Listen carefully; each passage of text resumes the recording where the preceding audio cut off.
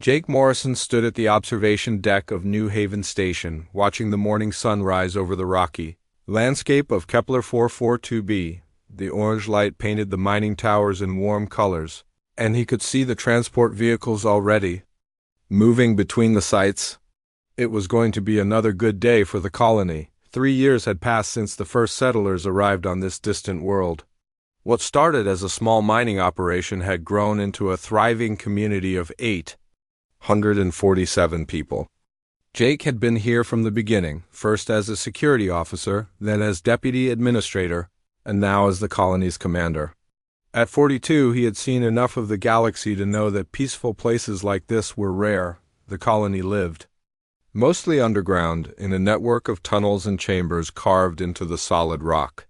The surface was too harsh for permanent living, with temperature swings that could kill an unprotected human in minutes. But below ground, New Haven Station was comfortable and safe. The main living areas had artificial lighting that mimicked Earth's day and night cycle. There were gardens where fresh food grew, workshops where people built and repaired equipment, and even a small school for the children. Dr. Lisa Carter walked into the observation deck, carrying her morning coffee. At 38, she was the colony's chief medical officer, but she spent most of her time studying the planet's unique biology. The local life forms were unlike anything found on Earth or the other human colonies. "Morning, Jake," she said, joining him at the window. "The Peterson family had their baby last night. A healthy girl, they named her Hope." Jake smiled. "That makes 23 children born here. This place is really becoming home for people," Lisa nodded. "I never thought I'd say this, but I love it here. Back on Earth, I was just another doctor. In a big hospital, here I'm part of something important." The communication system buzzed, and Jake pressed the answer button. "Morrison here. Commander, this is Maya Johnson in the engineering section. You need to see something." Jake and Lisa made their way through the main tunnel to the engineering deck. Maya was 29 years old and had a natural talent for making technology work even when it shouldn't. She stood in front of a bank of monitors showing data from the mining operations. "What's the situation, Maya?" Jake asked. Maya pointed to one of the screens. "We found something big in Tunnel 7. Really big. The mineral scans are showing deposits of quantum crystals deeper than we've ever seen. If these readings are correct, we're sitting on enough rare minerals to power a dozen star systems." Jake whistled softly. Quantum crystals were the most valuable substance in known space. They were used in faster-than-light engines and energy weapons. A single crystal the size of a baseball could buy a small planet. "How deep are we talking?" Lisa asked. "At least 3 kilometers down," Maya replied. "But here's the strange part. The crystals are arranged in patterns, almost like they were placed there on purpose. I've never seen anything like it." Jake felt a small worry in his stomach. In his experience, when something seemed too good to be true, it usually was. "Have you told anyone else about this?" "Only Captain Rodriguez and his security team." "I thought you should know first." Tony Rodriguez appeared in the doorway. At 35, he was the head of colony security and Jake's closest friend. He had been a Marine before coming to New Haven Station, and he still carried himself like a soldier. "Jake, we need to talk," Tony said. "The quantum crystal discovery changes everything. If word gets out, we'll have company. Maybe the kind of company we don't want." Jake nodded. "How many people know?" 12 miners, plus Maya's team and my security people. About 20 total. "We need to keep this quiet until we figure out what to do," Jake said. "Maya, can you run more detailed scans without attracting attention?" "I can try, but if these deposits are as big as they look, hiding them won't be easy." Sergeant Rick Davis entered the engineering room. At 31, he was Tony's right-hand man and the leader of the colony's Marine squad. He looked worried. "Commander, we've got a problem. Long-range sensors are picking up movement at the edge of the system. Multiple contacts heading this way." Jake's blood went cold. "How many?" "At least 12 ships, maybe more. They're still too far away to identify, but they're definitely artificial and they're definitely coming here." The room fell silent. New Haven Station was not on any major trade routes. The only ships that came here were the supply runs from Earth, and the next one wasn't due for 6 months. Could they be from Earth? Lisa asked hopefully. Tony shook his head. Earth ships have identification beacons. These contacts don't, and they're coming from the wrong direction. Jake's mind raced. He had been a soldier before becoming a colony administrator. He knew what it meant when unknown ships approached a remote settlement. How long until they arrive? At their current speed, about 18 hours, Rick replied. Jake looked around the room at his friends and colleagues. These were good people who had come to this world looking for a better life. They had built something beautiful here, something worth protecting. All right, here's what we're going to do, Jake said. Maya, I want you to download all the data about the quantum crystals and hide it in the secure servers. Tony, quietly alert all security personnel, but don't cause a panic. Rick, start checking our defensive systems. Lisa, prepare the medical bay for possible casualties. What about the colonists? Lisa asked. We tell them the truth, but we don't scare them. We've got visitors coming, and we need to be ready for anything. As the group dispersed to their tasks, Jake remained at the window, looking out at the peaceful mining operation. The workers moved about their daily routines, unaware that their quiet world was about to change forever. He thought about the children playing in the lower levels, the families who had made this place their home, and the community they had all built together, whatever was coming. Jake Morrison was determined that New Haven Station would survive. The colonists had worked too hard and come too far to give up now. They would face whatever threatened them, and they would face it together. The morning sun continued to rise, but Jake could feel the darkness approaching. The alien ships arrived exactly when Rick Davis predicted. Jake Morrison watched from the colony's command center as 12 dark vessels took positions around the planet. The ships were unlike anything he had seen before. They looked like giant insects with wings spread wide, their hulls gleaming with an oily black surface that seemed to absorb light. They're not responding to our communication attempts, Maya Johnson reported from her station. I've tried every frequency we know, but they're ignoring us. Tony Rodriguez stood beside Jake, studying the tactical display. Those ships are armed. Heavy weapons, shields, the works. This isn't a trading expedition. Dr. Lisa Carter worked at another console trying to scan the alien vessels. I'm detecting life signs, but they're not human. The biological patterns are completely different. Whatever they are, they're not from any species in our database. Jake felt his stomach tighten. New Haven Station had basic defensive systems, but they were designed to handle accidents and small threats, not a fleet of warships, the colonies. 50 Marines were well trained, but they were vastly outnumbered. Keep trying to contact them, Jake ordered. Maybe they're just cautious. Suddenly, the main communication screen flickered to life. The image that appeared made everyone in the command center step back. The alien was tall and thin, with pale gray skin that looked like whetstone. Its head was elongated, with 4 eyes arranged in a diamond pattern. When it spoke, its voice was like metal scraping against metal. Humans of the surface world, the alien said. I am War Commander Thexkar of the Zephyrian Collective. You have invaded sacred territory that belongs to our ancestors. You have 6 of your time units to evacuate this world and surrender all extracted materials. Jake stepped forward, trying to keep his voice steady. I'm Commander Jake Morrison of New Haven Station. We're a peaceful mining colony. We had no idea this world was claimed by anyone. Perhaps we can discuss this and reach an agreement. The alien's 4 eyes focused on Jake with obvious disgust. There was nothing to discuss, human vermin. This system has been ours for 1,000 cycles. Your presence here is an insult to our dead. You will leave, or you will join them. Lisa moved to stand beside Jake. We're willing to share our findings with you. The planet has valuable resources that could benefit both our peoples. There's no need for conflict. War Commander Thexkar made a sound that might have been laughter, but it sounded like breaking glass. Share? You speak of sharing what was never yours to take.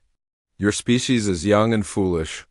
You spread across the galaxy like a disease, claiming worlds that do not belong to you. We've been here 3 years, Jake said, his patience wearing thin. We've built homes, started families. This is our home now, too. Your homes are built on the bones of our ancestors, Bixcar replied. Your children play where Zephyrian warriors once walked. This insult cannot stand. Maya looked up from her station, her face pale. Commander, they're jamming our long-range communications. We can't contact Earth or any other human colonies. Tony cursed under his breath. They're isolating us. Classic military tactic. Jake turned back to the screen. War Commander, surely we can find a peaceful solution. We're not warriors. We're miners, doctors, engineers, families. We don't want to fight. Your desires are meaningless, Bexcar said. You have 6 time units to gather your belongings and leave this world. Any human found here after that time will be eliminated. Your ships will be destroyed, your bodies will feed the soil, and this world will be cleansed of your presence. And if we refuse? Jake asked, though he already knew the answer. Then you will die where you stand. The Zephyrian Collective has cleansed 47 worlds of lesser species. We will not hesitate to make this the 48th. The screen went dark, leaving the command center in stunned silence. Rick Davis was the first to speak. 6 hours. That's not enough time to evacuate 800 people, even if we had ships to take them. We have 2 cargo shuttles and 1 passenger transport, Tony said. That's maybe 100 people per trip, and it would take days to evacuate everyone. They know that, Jake said grimly. They're not giving us time to evacuate. They're giving us time to think about dying. Maya's fingers flew over her keyboard. I'm analyzing their ship configurations. They have enough firepower to level our entire colony in minutes. But there's something strange about their formation. They're positioned like they're planning a ground assault, not an orbital bombardment. What does that mean? Lisa asked. It means they want something from the planet, Tony said. If they just wanted to destroy us, they could do it from orbit. But they're planning to land troops. Jake's mind raced. The quantum crystals. They know about the quantum crystals. That would explain it, Maya said. Those crystals are incredibly valuable. They wouldn't want to risk damaging them with orbital weapons. Rick stepped forward. Commander, I recommend we start evacuation procedures immediately. Get the children and non-essential personnel to the deepest levels of the colony. What about the essential personnel? Lisa asked. Jake looked around the room at his friends and colleagues. These people had trusted him to lead them, to keep them safe. Now he was faced with an impossible choice. We need to make a decision, Jake said. We can try to evacuate and hope they let us go, or we can fight. Fight? Lisa looked shocked. Jake, we're talking about 12 warships against a mining colony. It's suicide.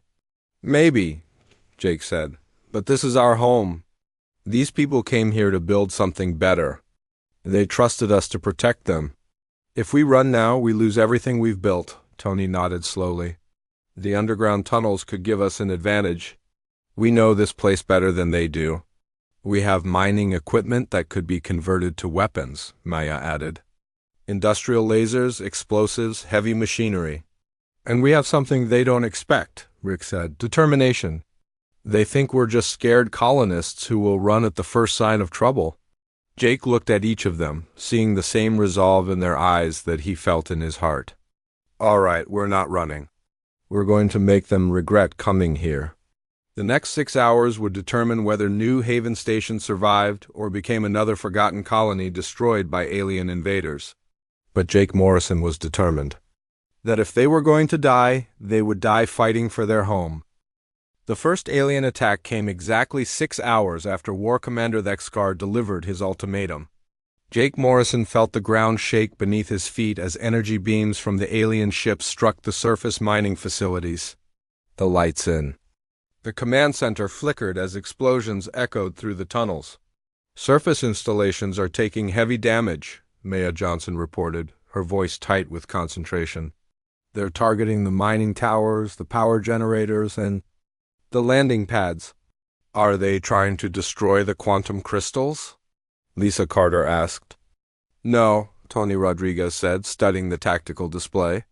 They're being careful.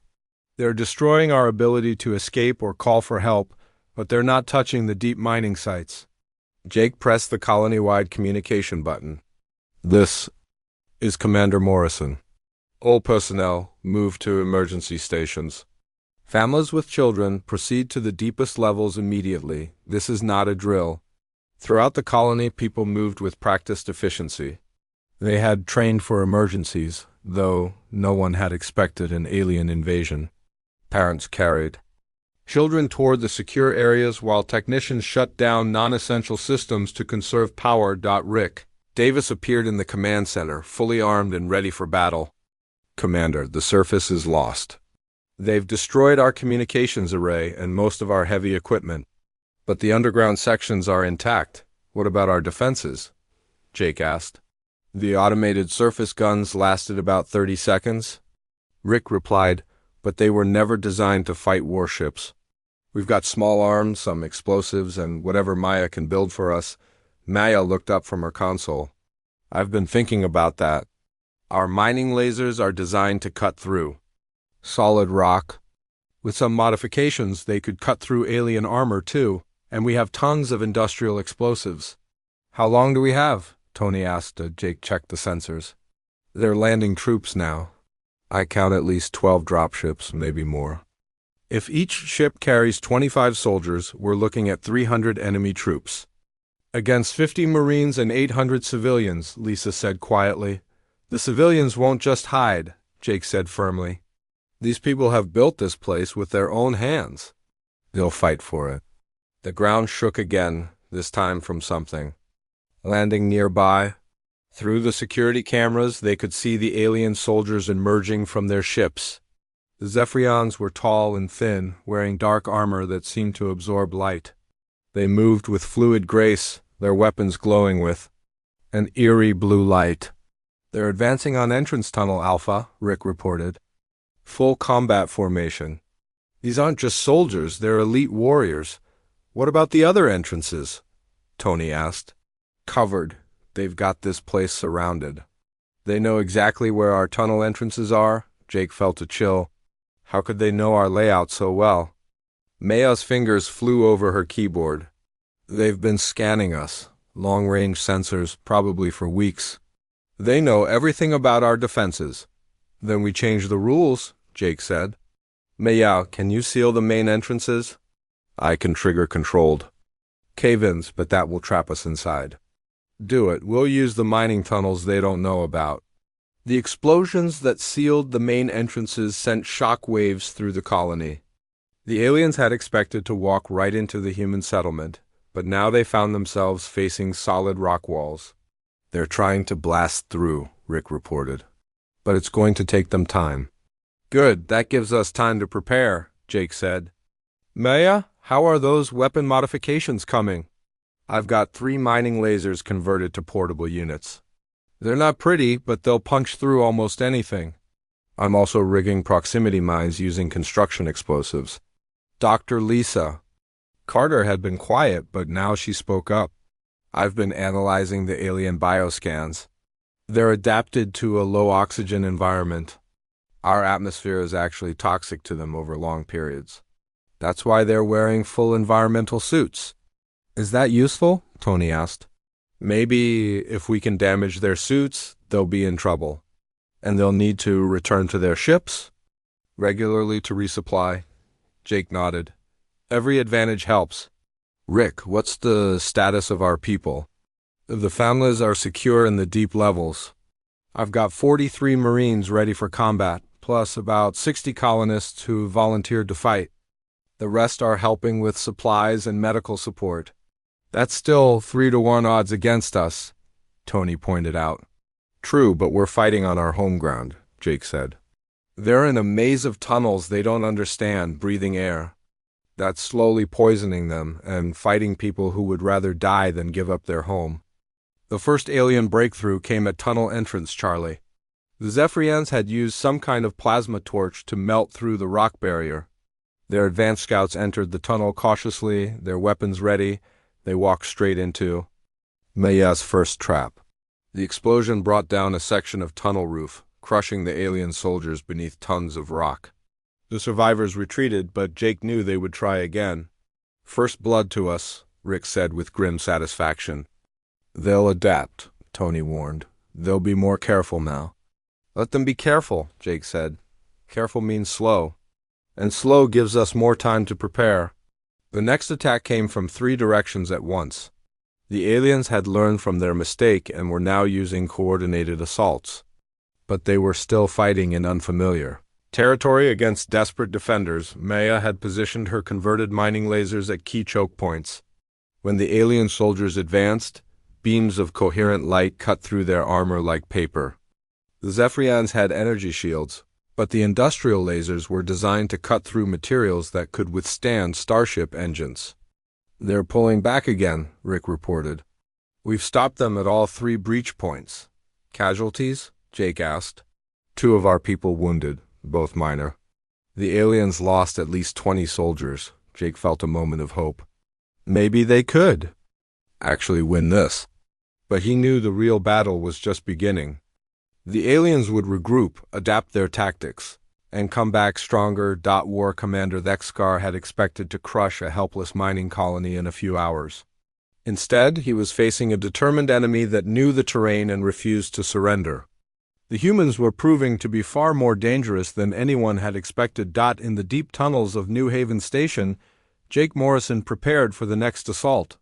The colonists had survived the first day, but he knew the worst was yet to come. 3 days had passed since the alien siege began, and Maya Johnson had barely slept. She worked in the colony's workshop, surrounded by pieces of mining equipment that she was turning into weapons of war. Her latest creation was a mining laser, mounted on a wheeled platform connected to a portable power unit. This should do it, she muttered, adjusting the final connections. Jake, come look at this. Jake Morrison walked over, his uniform dirty from crawling through tunnels. What? Have you built now? I call it the tunnel sweeper, Maya said proudly. It's a mining laser on wheels, but I've modified the beam to spread out. 1 shot can clear an entire tunnel section. How many can you make? I've got parts for 6 more, but I need more power cells. The aliens destroyed most of our surface generators. Rick Davis entered the workshop, carrying a strange-looking alien weapon. Speaking of alien equipment, I've got something for you to examine.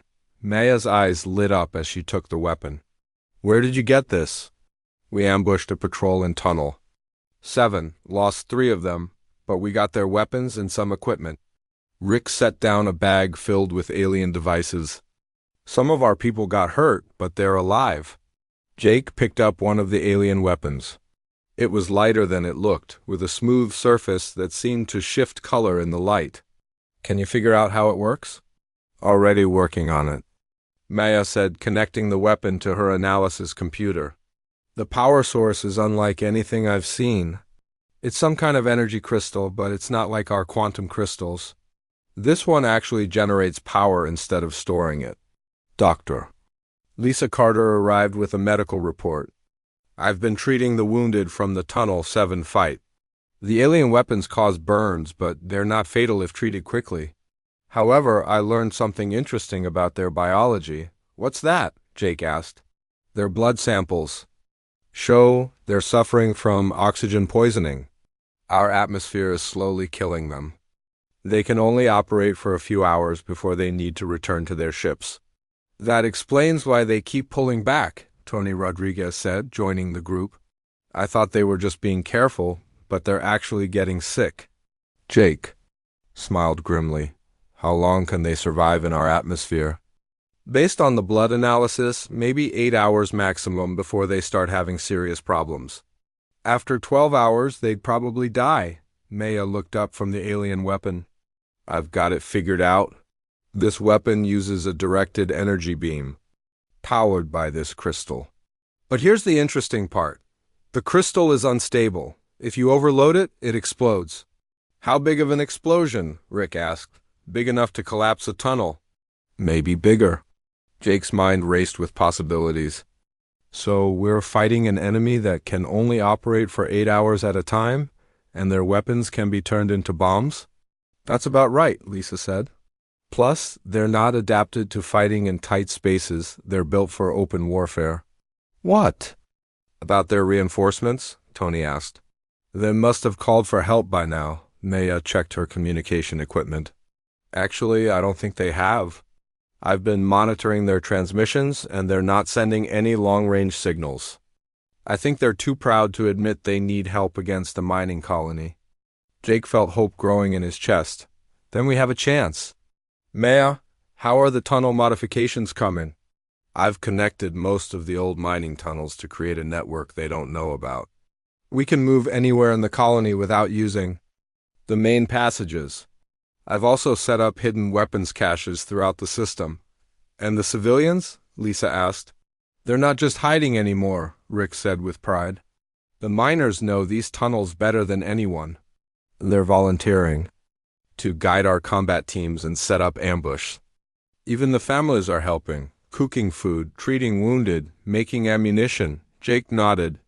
This is what the aliens don't understand. They think we're just individuals who will scatter when threatened, but we're a community. We take care of each other. An explosion echoed through the tunnels, followed by the sound of alien weapons firing. Tony grabbed his radio. This is Rodriguez, report. Tunnel entrance Delta, came the reply. They're trying a new approach. Smaller groups, moving faster. We need backup. On our way, Tony said, grabbing his weapons. Maya, can you bring one of those tunnel sweepers? Already loaded and ready, Maya replied. Pushing the wheeled laser toward the tunnel entrance, they moved through the mining tunnels, using routes that Maya had mapped out. The aliens were learning to navigate the colony's layout, but they still didn't know about the old mining passages that connected everything underground. At tunnel entrance Delta, they found Sergeant Williams and his team under heavy fire. The aliens had broken through the barrier and were advancing in small groups, using their superior weapons to pin down the defenders. How many? Jake asked. At least 40, maybe more, Williams replied. They're using some kind of new tactic. Fast advances, then they fall back before we can hit them. Maya positioned her tunnel sweeper at the main intersection.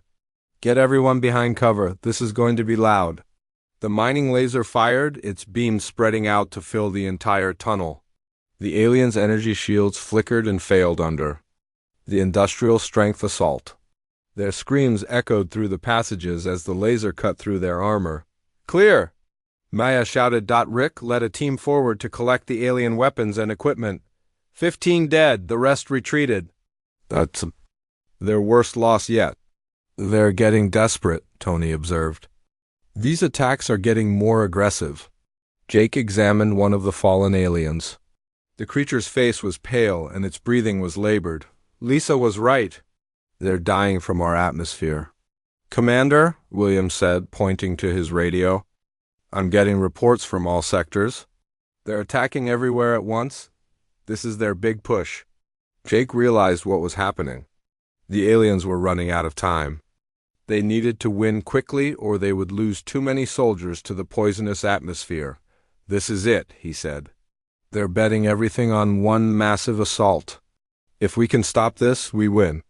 Maya started pushing her tunnel sweeper toward the next battle zone. Then let's make sure they regret coming here. The sound of weapons fire echoed from multiple directions as the final battle for New Haven Station began. The aliens had superior technology and numbers, but the humans had something more important. They were fighting for their home. The alien assault had been raging for 6 hours when Maya Johnson made her greatest discovery. She sat in the captured alien command post, surrounded by strange technology that she was slowly learning to understand. Her fingers moved across the alien control panels as she worked to break into their communication systems. I'm in, she announced to Jake Morrison, who was coordinating the defense from the same location. I can access their ship computers. What can you see? Jake asked, not taking his eyes off the tactical display showing the battle raging throughout the colony. Everything, Maya said with excitement. Ship locations, troop movements, even their personal communications. Jake, they're panicking. War Commander. Dexcar is furious. He's lost over half his soldiers and the rest are getting sick from our atmosphere. Can you listen to their communications? Maya adjusted the controls and alien voices filled the command post. Even through the translation software, the fear in their voices was clear. Squad 7 has lost contact, one voice reported.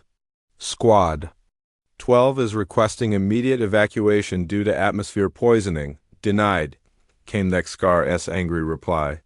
No one returns to the ships until the humans are eliminated. We are Zephyrian warriors, not cowards.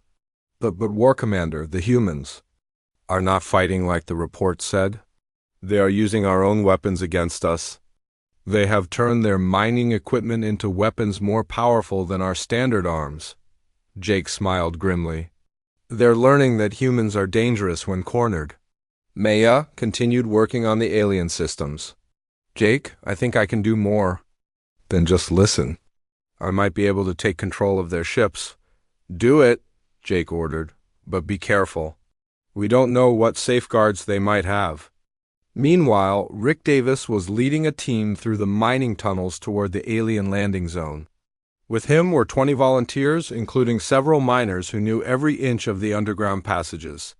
They moved silently through tunnels that the aliens didn't even know existed. There, whispered Tom Bradley, one of the senior miners. The surface access tunnel comes up right next to their ships. Rick looked through the periscope that Maya had rigged to give them a view of the surface. The alien ships sat in a circle around the main colony entrance, their hulls gleaming in the planet's harsh sunlight. Guards stood at regular intervals, but they were watching for attacks from the colony, not from beneath their feet. How many guards? Asked Sarah Martinez, one of the Marines. I count 12, maybe 15. They look tired. Some of them are sitting. Down, the atmosphere is getting to them, Tom observed. Those suits can only filter so much poison air. Rick made his decision. We go in fast and hard. Tom, you and your team place the explosives on the ship engines. Sarah, take half the Marines and secure the landing zone. I'll take the rest and capture any aliens we can. Dr. Lisa Carter had been working on something special in her medical lab. She had analyzed the alien biology and created a compound that would disable their environmental suits without killing them. It was delivered through the air, and once their suits failed, the aliens would have to surrender or die from oxygen poisoning. It's ready, she told Tony Rodriguez, who was preparing for his own mission. This aerosol compound will eat through the seals in their suits. Once their suits are compromised, they have maybe 20 minutes before the oxygen poisoning becomes fatal. Will it hurt our people? Tony asked. No effect on humans at all. But make sure everyone knows to capture any aliens whose suits fail.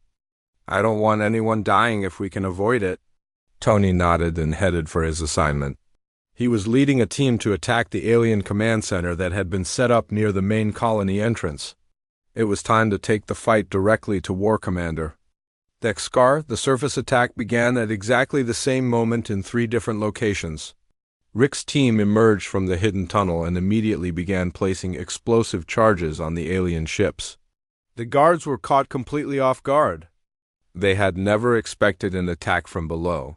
Human soldiers. Surface breach. One of the aliens shouted before Rick's team silenced him. At the same time, Tony's team attacked the alien command center. They used Lisa's aerosol compound to disable the environmental suits of the alien officers. Within minutes, the aliens were gasping for air and unable to fight effectively. Maya, working in the captured command post, chose that moment to activate her computer virus in the alien ship systems. One by one, the alien vessels began to malfunction. Their engines shut down, their weapon systems failed, and their communication arrays went dark. "Nah to all teams," she announced over the radio. "The alien ships are disabled. They can't leave the planet, and they can't call for help." War Commander Thexkar found himself trapped in his damaged command center, surrounded by humans who had appeared from nowhere. His suit had been compromised by the strange chemical weapon, and he could feel the poisonous atmosphere burning his lungs. "Surrender," Tony Rodriguez demanded, pointing his weapon at the alien commander. "Your ships are disabled, your troops are defeated, and you're breathing poison. It's over." Thexkar looked around at his fallen officers, and at the humans who had somehow defeated his superior force. "Impossible," he wheezed. "You are just miners and farmers.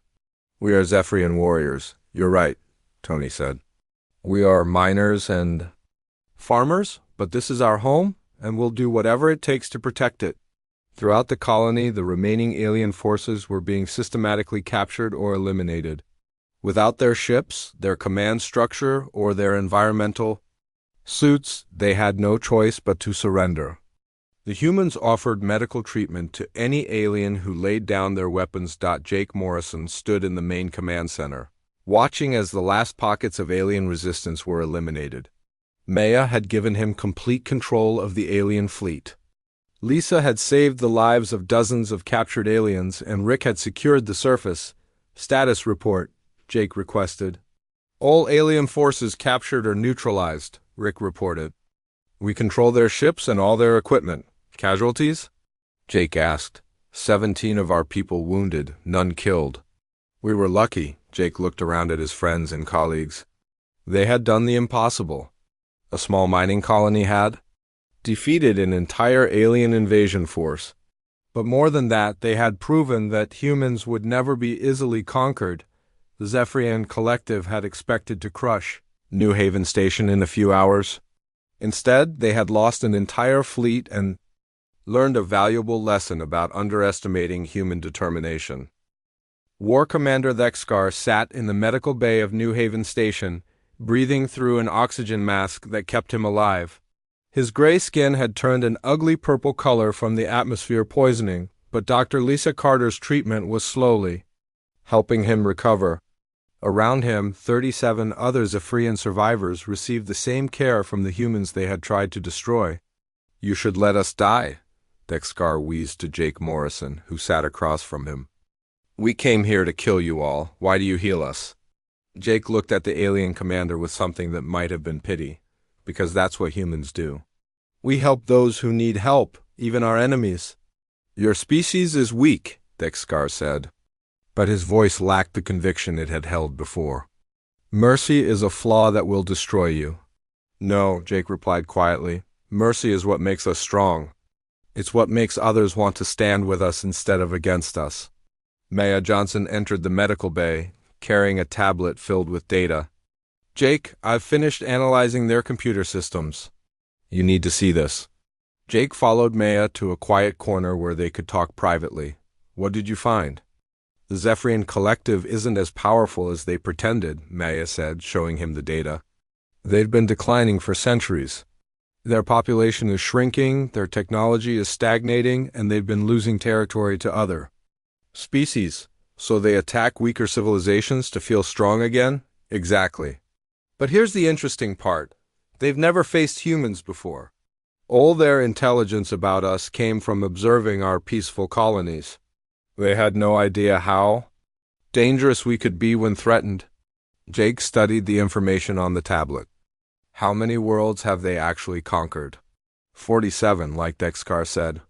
But most were primitive civilizations with no technology. The few advanced species they fought either fled or negotiated treaties. We're the first ones who actually defeated them in battle. Tony Rodriguez approached them, carrying a communication device. Jake, we've established contact with the Zephyrian homeworld. They want to talk. Put them through to the main screen, Jake ordered. The three of them walked to the command center, where the large display showed another Zephyrian, this one older and more ornately dressed than Thexkar.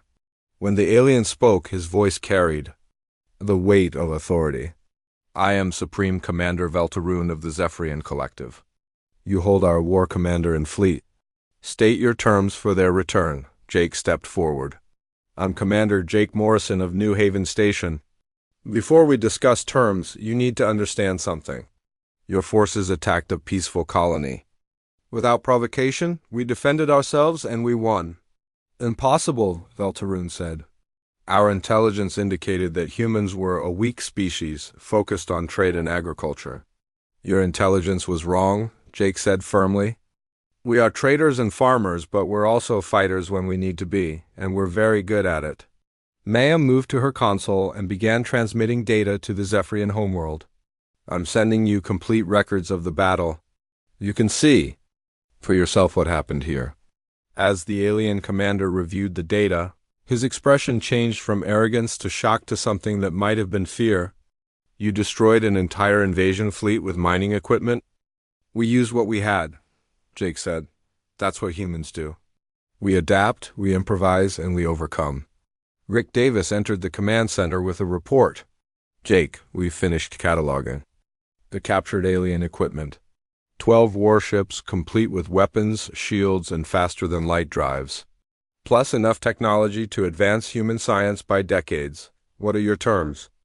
Veltarun asked, his voice much quieter now. Jake had been thinking about this moment for days.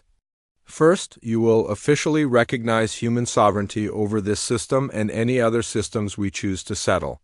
Second, you will provide full technical specifications for repairing and operating the captured ships. Third, you will establish a formal peace treaty with humanity. And in return, we return your surviving warriors and ships. We also offer you something your species apparently lacks, the chance to learn from us instead of fighting us. Dr. Lisa Carter stepped forward. Commander, if I may add something. During my treatment of the Zephyrian prisoners, I discovered that they're suffering from a genetic disorder that's reducing their birth rate. I believe human medical technology could help them. Vexkar, who had been brought to the command center to witness the negotiations, looked up in surprise. You would help us reproduce?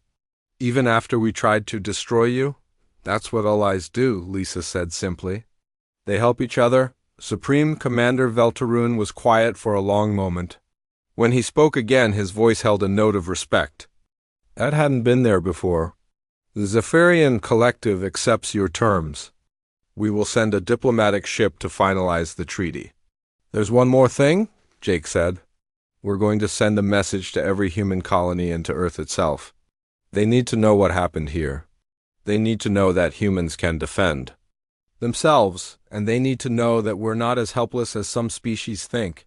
After the communication ended, Jake stood in the observation deck where this had all begun, looking out at the alien ships that now belonged to New Haven Station.